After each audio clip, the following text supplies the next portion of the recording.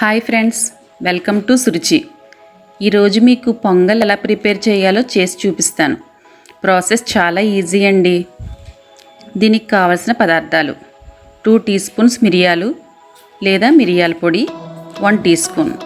ఎందుకంటే కొంతమంది మిరియాల్లో ఇష్టపడరు, అటువంటి వాళ్ళు మిరియాల పొడి కూడా తీసుకోవచ్చు.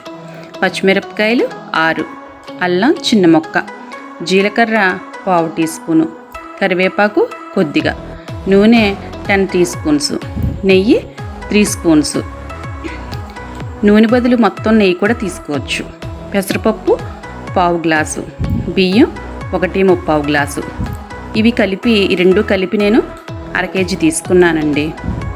మొదటిగా బియ్యం పెసరపప్పు కలిపి కడుక్కుని ఉంచుకోవాలి.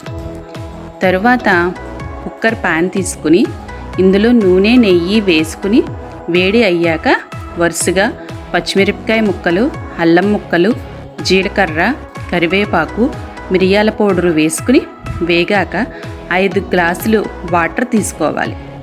తగినంత ఉప్పు వేసుకుని మరిగాక ఒకసారి వాటర్ టేస్ట్ చూసుకోండి. వాటర్ లైట్గా సాల్టిష్గా ఉండాలి. మిరియాల ఘాటు కూడా తెలుస్తుంది. తక్కువైతే కొంచెం వేసుకోవచ్చు. ఇప్పుడు బియ్యం పెసరపప్పుల మిశ్రమాన్ని కూడా వేసుకుని బాగా కలుపుకుని మూత పెట్టి ఒక విజిల్ రానివ్వాలి. వచ్చాక దింపుకోవాలి. అంతేనండి, ఎంతో రుచికరమైన పొంగల్ రెడీ. టేస్ట్ చాలా బాగుంటుంది.